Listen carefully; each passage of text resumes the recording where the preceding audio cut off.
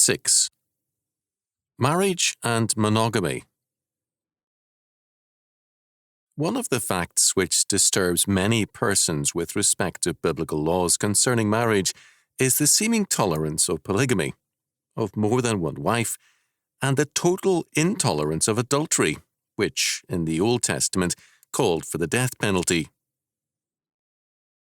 The moralist today will tolerate adultery, but not polygamy. The answer to this conflict of viewpoints lies in an analysis of the biblical law. First of all, very clearly, the purpose of God in creation was that monogamy be the standard for man. The original, perfect standard saw the creation of Eve, one woman, for Adam, one man. Genesis chapter 2, verses 18 to 24. The normative marriage is clearly monogamous.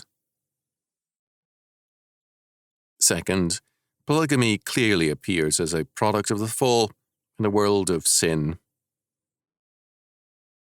The first recorded bigamous marriage is that of Cain's descendant Lamech, who had Ada and Zillah as wives. Genesis chapter 4, verse 23.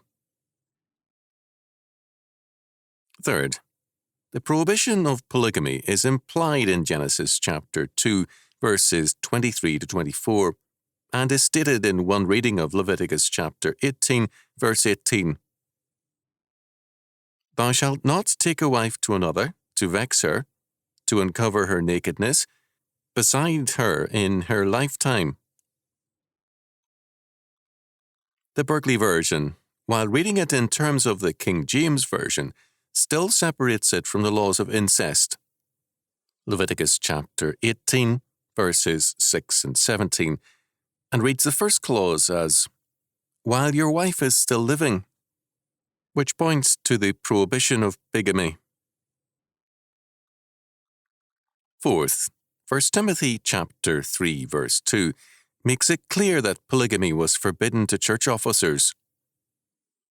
A bishop then must be blameless, the husband of one wife. The Montanists read this as a ban on all second marriages, which they termed bigamous. A widower or a widow was thus still bound by the original marriage. There is no biblical warrant for such an interpretation. Fifth, there is at least an implied condemnation of polygamy in Deuteronomy chapter 17, verse 17, which forbade the king to multiply wives to himself. Similarly, the high priest could only marry one wife, and that a virgin. Leviticus chapter 21, verses 13 and 14. Sixth, it is clearly stated by Jesus Christ that marriage is the union of one man and one woman, and that this is the meaning of Genesis chapter 2, verse 24. It is the two or twain who are one flesh, that is, a true marriage. Matthew chapter 19, verse 5.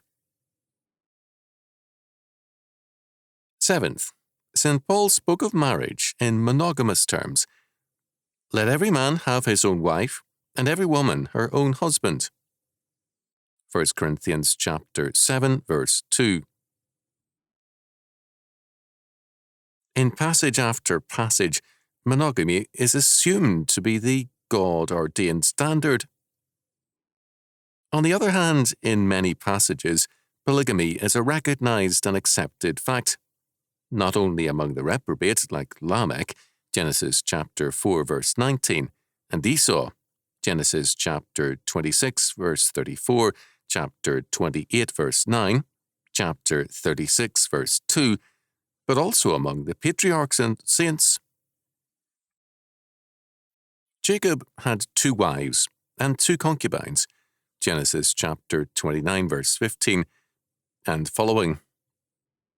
Elkanah, 2 wives, 1 Samuel chapter 1, verses 1 and 2. Gideon, David, and Solomon, many wives, and concubines as well.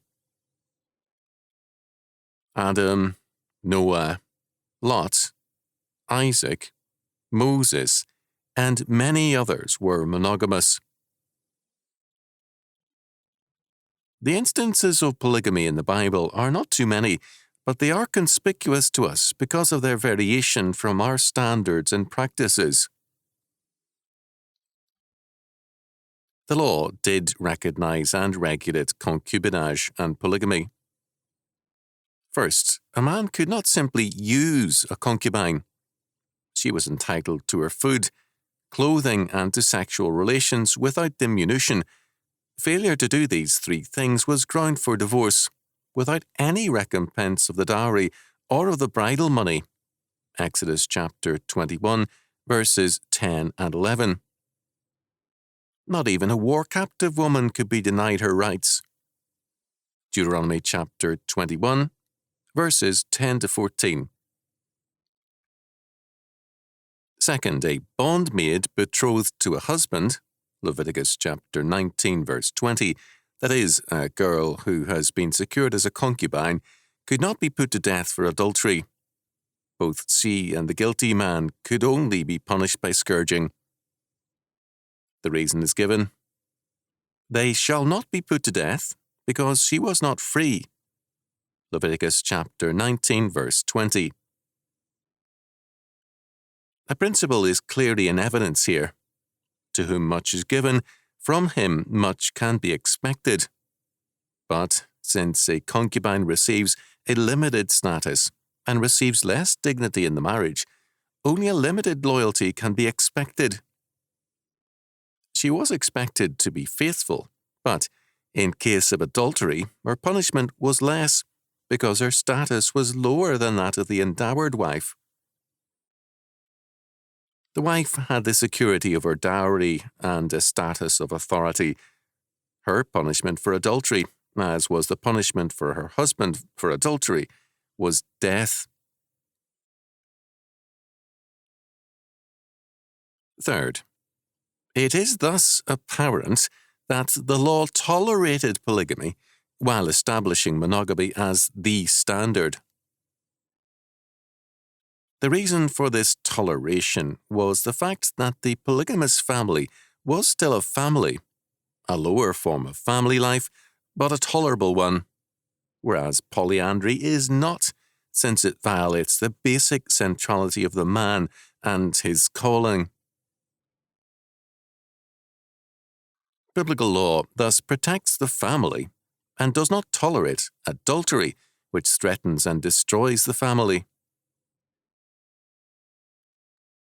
Humanistic law protects the anarchistic individual by denying that adultery is a crime, and it sacrifices the family progressively to the individual.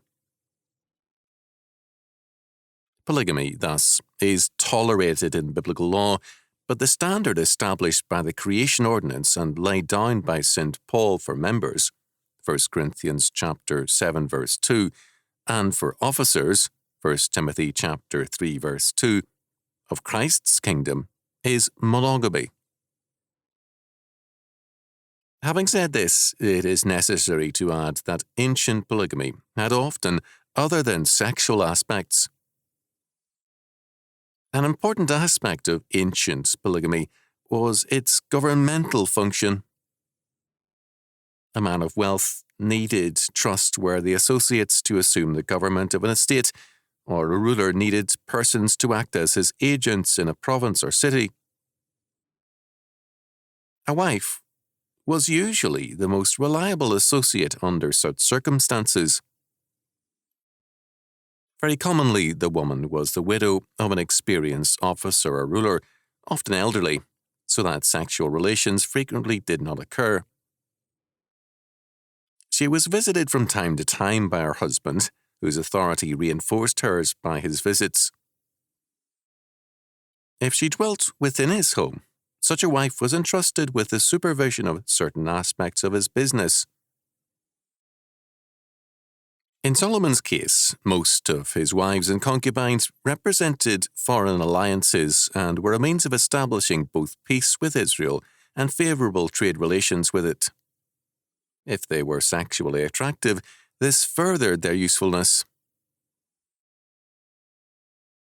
A princess sent to Solomon's court would be accompanied by several nobly born ladies-in-waiting and some concubines or slave girls. All would be sent with the advantage of the mother country in mind. Their marriage to Solomon and their pride in his power and glory made them loyal to Solomon. Their national origin led them obviously to seek diplomatic and commercial advantages for their mother country. Polygamous wives have thus been a common answer to the need for a civil service.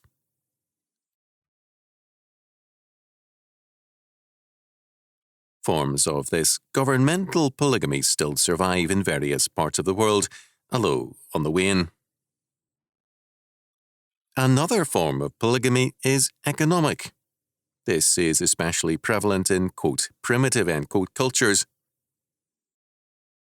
In African tribes, for example, since much of the farm work depends on the wife, a second wife means another field worker. It is not at all surprising that, in economic polygamy, the overworked wife welcomes help in the form of additional wives. A rarer form of polygamy has been as a remedy for disaster. Such instances have been very rare, and the pretext of necessity often used. Mormon polygamy was religious and soteriological. Women were in short supply, but polygamy was held to be a religious requirement or ordinance. The 30 Years' War saw so fearful a devastation, so many men killed, and so many women left unprotected, that the Diet legalized polygamy briefly in order to bring about a restoration of family life. Most polygamy, especially in modern times, has been essentially sexual in purpose, and it is this kind of polygamy which most people associate with the word. The dream concept of foolish men is of a lordly male ability to use a number of women at will. This idea is very much an illusion. Several things militate against this dream. First, polygamous marriages are still marriages. They involve the union of two families.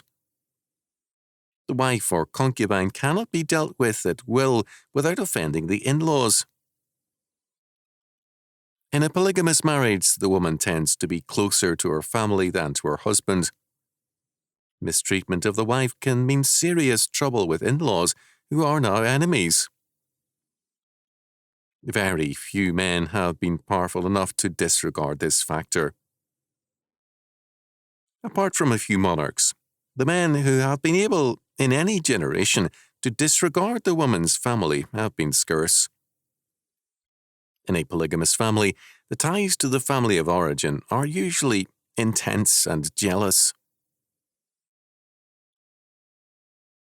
Second, if a sultan need not fear his in-laws because he is too powerful, he still must fear his wives and concubines, who can do him much harm.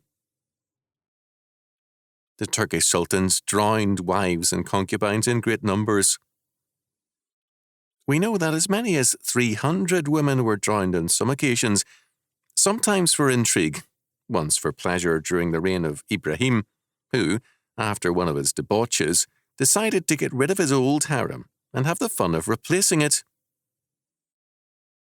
But it must be added, even the Turkish sultans, when not murdering their wives, moved with some fear of them. The sultan's favourite for the night was smuggled secretly into his room to avoid the jealous eyes of other members of the harem and of the favourite or queen. Moreover, custom as well as a satisfactory relationship required the sultan to pay her money, jewels and clothes to the degree of pleasure received. Where the relationship between lord and harem members was so slight a one, these gifts were necessary to add incentives to the relationship. Thus, even with the power to kill his wives at will, the Sultan still had to sneak into an appointed room like an adulterer in order to live with his wives. Third, in every society, whether polygamous or monogamous, certain obligations exist between man and wife. These duties are not as strict in a monogamous marriage, because then husband and wife are normally working together for a common goal. In polygamous marriages, the obligations of the husband are spelled out more precisely to prevent the abuse of any wife. The following example is typical. Among several tribes of the Syrian-Arabian desert, a man has to divide his marital attentions equally between his two wives. He must alternately spend one night with one and one with the other. Each of the wives cook for him a day in turn, and on that day it is a woman's right to have the husband spend the night with her, whether he cohabits with her or not. If the husband spends the night with one wife out of turn, he must compensate the other with a sheep or a goat as the price for her night. Sometimes the two wives strike a bargain, and one of them buys a night from the other whose turn it is. Certain things are implicit in this, which are rarely written about, but are common knowledge in polygamous countries. The husband's sexual rights in a polygamous marriage are technically broad, but actually severely limited. He pays for any liberty he exercises. Moreover, he faces quarrelling wives who are rivals for his favour, but unite as women against him. If he has two or more wives, he must enjoy the cooking of all. If he eats lightly of one woman's cooking, she is furious and jealous. At the same time, she will brag to the other wives of how he gorged himself on the desserts she fed him at bedtime. In a like manner, each wife will boast of his sexual prowess with her. Thus, the tired man is told by a furious wife that he was passionate enough last night with another, let him prove it tonight with her, instead of resting. The next morning she will declare to the other women that she hardly slept all night, so furious and continuous was her husband's passion. As a result, the poor man is in trouble with the next wife and sure of another harried night.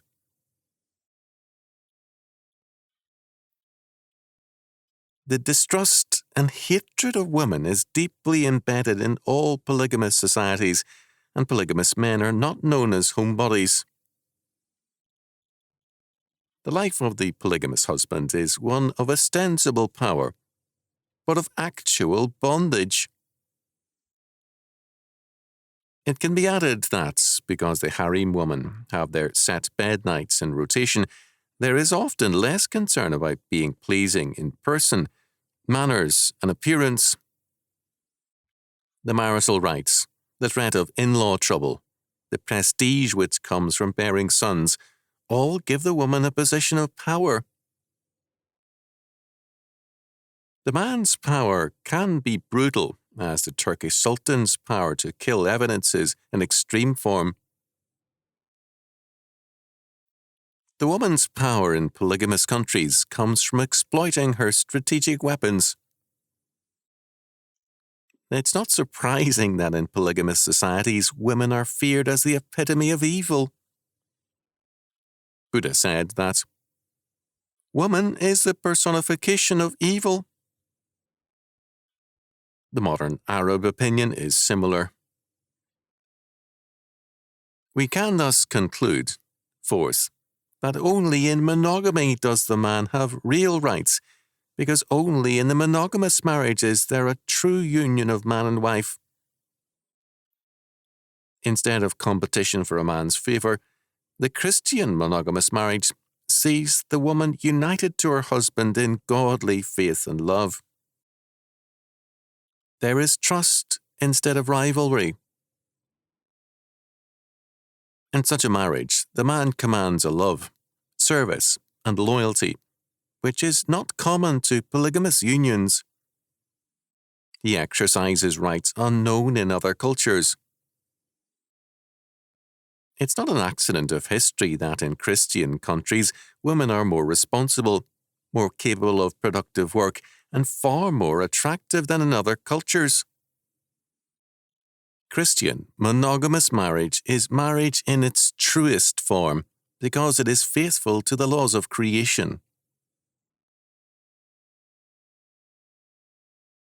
The social significance of the biblical standard is apparent in the research of J.D. Unwin.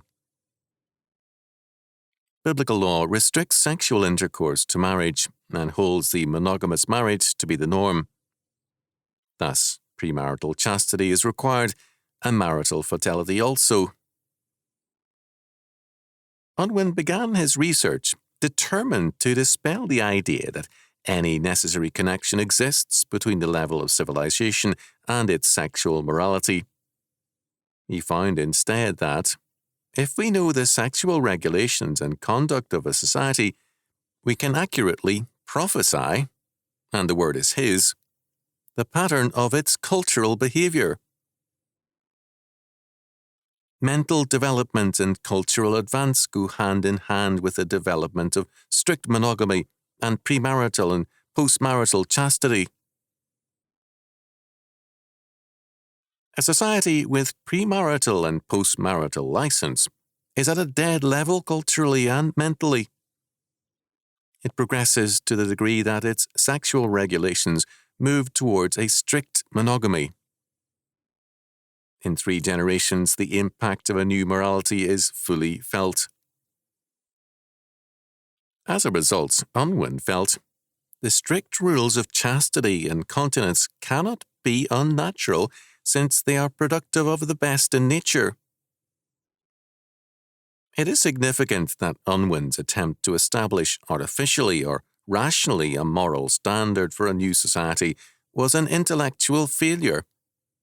Nothing can replace religious motivation for moral standards.